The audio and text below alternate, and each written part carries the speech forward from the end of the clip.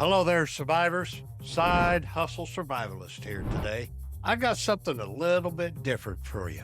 You know, we talk a lot about side hustles and entrepreneurship and also some survival type skills on this channel.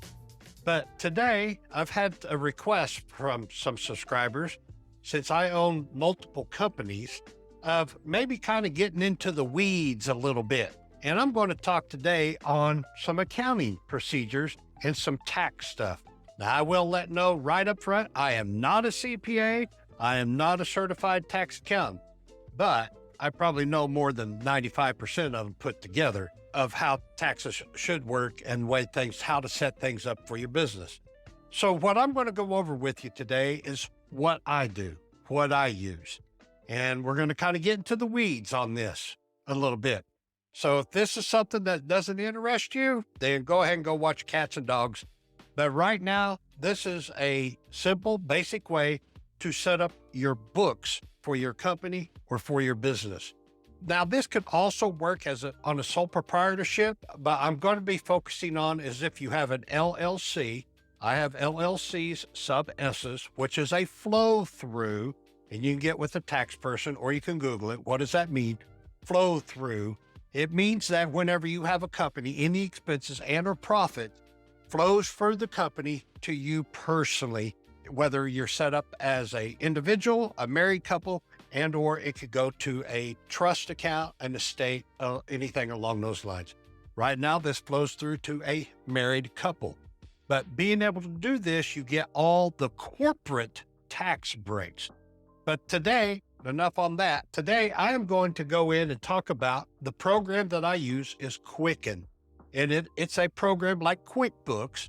Quicken Deluxe is the one that I recommend because it's very easy to use. You can set up different categories. There's all kinds of things you can do with it. And it tracks everything and keeps it all in line. And so one of my things I like about it is that it helps eliminate the use of having to keep thousands and thousands of receipts for everything. And before I get started on that, I want to just say one thing. I use a credit card for 99.9% of everything that I do, okay? The reason I like that and do that is because the credit card statements show where all that money went to. And that actually works as your receipt.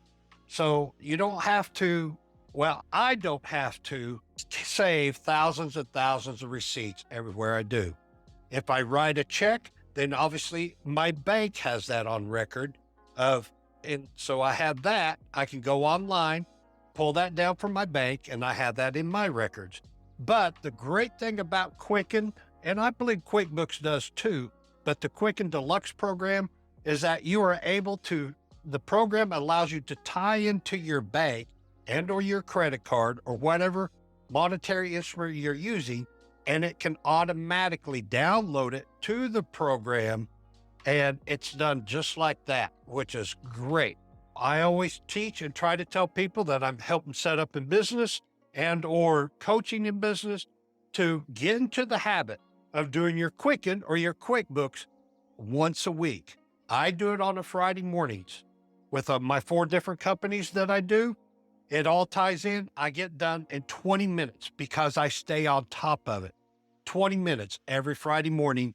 I download, I do my books, and everything's good to go. I don't have to worry about any of that for the rest of the week. And I really don't have to worry about it at the end of the year or the beginning of the year for tax season. Because all I do at the end of the year, boom, I hit my one button to print out, reconcile, whatever it may be at the end of the year. And my taxes are usually done in about 15 minutes. Let me back up on that.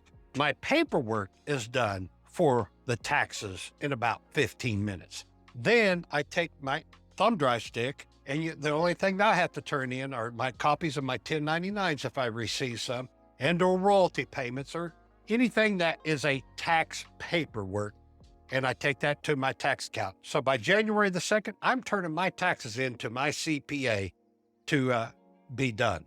And he doesn't charge a whole lot because I've done 98%, 95 to 98% of all the work already for him. of my categories, what's tax exempt, what's not tax exempt, and everything. So today we're going to get in just on categories. Now, this is going to be probably a 3 or 4 part video because we're kind of getting into the weeds, and I'm going to kind of explain each one. So when you're setting up your books, and I'm going to use Quicken. Now, why do I have QuickBooks up here? Because Quicken is a part of QuickBooks. Now, QuickBooks is a good program also, but QuickBooks, I would use that if you have an employee base of several employees, whereas I don't. My business is all set up to where I just work individually, and I 1099 and I consult along those lines. And so I don't have to have the whole payroll type base. And that's a whole nother video when you get into payroll taxes, the matching and all that type of stuff. I was like, I don't want to do that. So I don't. I set it up to where I don't have to do that, to where it all just flows through me as a sub S. QuickBooks, if you have an employee base, that's what you want to try to probably look at. Quicken is more of a, if you're set up as an old individual and or a family unit, or maybe just 1 or 2 individual or a partnership, you can do this all through, because I have that also. You can do it all through Quicken.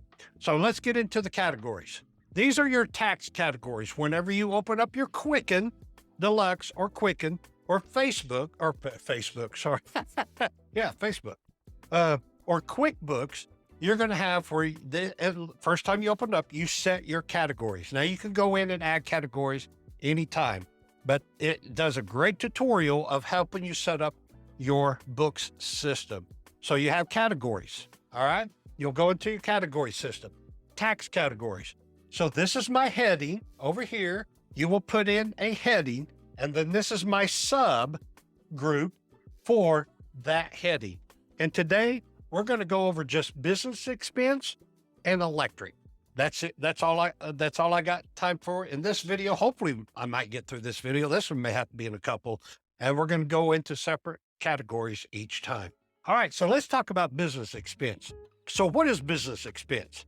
This is anything and everything that is related, keyword, related to your business can be wrote off as a business expense. Okay? Keyword with IRS, related. All right? Kind of opens up a big area. Now, I'm one of those that I walk the gray line a lot. Okay? And I make my CPA very nervous, but it's all legal. Okay? First thing let's talk about is food. Okay? Now, in 2022, obviously, because of all the woohoo bat flu thing that came about, you were able to write off 100% of food business expenses. Well, that's already passed. Hopefully, you've already got all your 22 stuff taken care of and done. So let's talk about for 2023. So 2023, and it's now back to what it's always been, was 50%. Okay? Now, this is how I view this. Because several of my businesses are consultant and or mentorship and or advisory type situation, I'm pretty much on call 24/7. Okay? 24/7. And if I'm thinking about my business while I'm eating, that's related to my business, I'm eating, I can write this off as a business expense. So here's one of the things you just have to think of.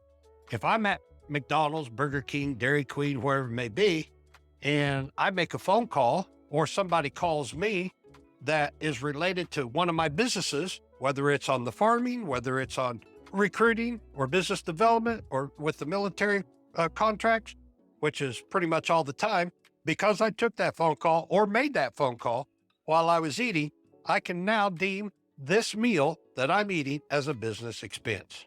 So that's something that you just have to keep in mind. Related is the key word, related to your business. I did a phone call while I was doing business, or I did a phone call while I was eating. Therefore, it's a business expense. Okay? So I'm trying to break it down as simple as possible. Some CPAs may kind of scream and rant and rave about that. Don't let them. I mean, you hire a CPA to do what you want to be done. Hey, by the way, you know how you can tell if you get a good CPA? Here's how you can tell if you got a good CPA. When you first walk in, the CPA looks at you and says, how much do you want to pay? Then you know you got a good CPA. All right? So back on this food. So that's my opinion. Again, I'm not a tax professional. My opinion, all right, of food, of business expense food. Fuel, that's pretty self-explanatory. Again, the heading, business expense, fuel.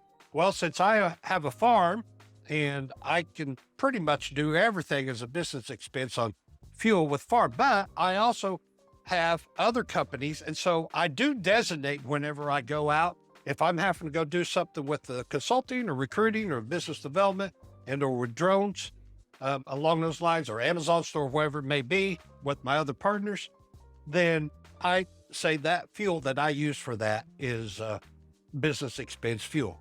Later in some other videos, I'm going to just break down a farm of what I do for the farm, and I have farm fuel expense in that. Again, this is 100%, fuel is 100% tax deductible.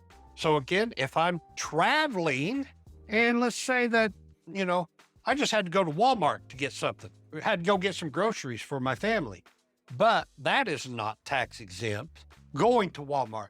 But if somebody calls me or I make a phone call that's related to my business, see where I'm going with this? As I'm traveling, even though it's going to Walmart, my fuel just now became a business expense because I'm conducting business while driving, burning that fuel business expense. So it's a change in thinking. You have to kind of start thinking this kind of way.